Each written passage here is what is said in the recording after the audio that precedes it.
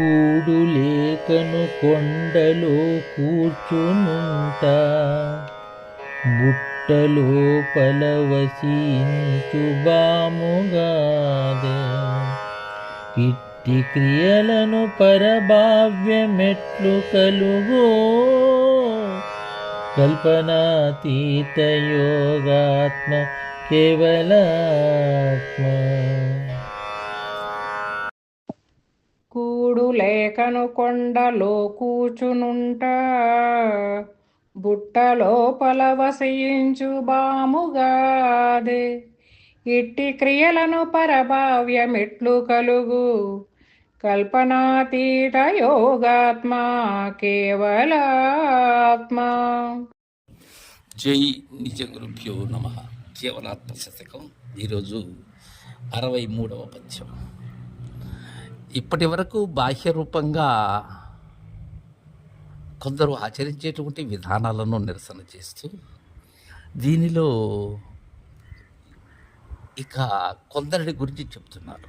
ఎలా అంటే, కూడులేకను కొండలో కూర్చునుంటా, బుట్టలోపల వసించు బాముగాదే. అన్నపానీయాలు మాని ఎక్కడో సుదూర ప్రాంతములైనటువంటి పర్వత శ్రేణులలో కూర్చొని, ఒక్కోసారి కందమూలాలు కూడా ఆరగించరు, శరీరాన్ని శుష్కింప చేసుకొని ఏదో పొందాలి, ఏదో సాధించాలి అనేటువంటి భావనతో అక్కడ కూర్చుని ఉంటారు. లోపల క్షుద్బాధ అల్లాడిపోతూ ఉంటుంది. అది ఎలాంటి చేష్ట అంటే చెప్తున్నారు బాలరాం పండితులు. బుట్టలో పల్ల వసించు పాముగాదే. పాములు వాడు ఒక జాతి సర్పాన్ని పట్టుకొని దానితో వాడి జీవితాన్ని సాగిస్తూ ఉంటాడు. అది ఆ బుట్టలో ఉంటుంది. దానికి కావలసిన ఆహారం లభ్యం కాదు. వాడి ఉదర పోషణకై దీన్ని ఉపయోగిస్తాడే కానీ దీని గతి అతనికి పట్టదు.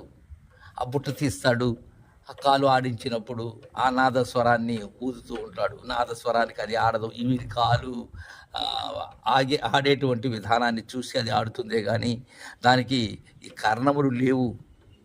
దానికి ఉన్న పొలుసులే దాన్ని యొక్క అలికిడిని గ్రహించేటువంటి విధాన అమరిక, దాని లక్షణం అది. అలా అది మామూలుగా అంటారు గాలి భోంచేస్తుంది అని. అది ఆహారం లేకుండా చాలా కాలం ఉంటుంది. అది అట్టనే ఈ కొండ లోపల నివసిస్తూ ఉంటారు చాలామంది. సర్వసంగ పరిత్యాగులం మేమని, అన్నపానాదులు మాని ఎందుకు ఉపయోగం ఏంటి? శరీరాన్ని సృష్టించాలనా? శరీరము తెలివి ఉండంగానే తెలియవలసిన రహస్యాన్ని తెలియాలి, కానీ అవసరము లేనటువంటివి చాలామంది ఈ భ్రాంతుల్లో మమేకమైపోయి ఉంటారు. కొందరు నటిస్తూ ఉంటారు, కొందరు తెలియని స్థితిలో అజ్ఞాన అవస్థలో వాటికి బద్ధులై ఉంటారు. వీటన్నిటినీ నిరసన గావిస్తూ ఉన్నారు మహనీయులు బాలరామ పండితులు. ఇట్టి క్రియలను పరభావ్య మెట్లుగలుగు. ఎలాంటి చేష్టల వల్ల?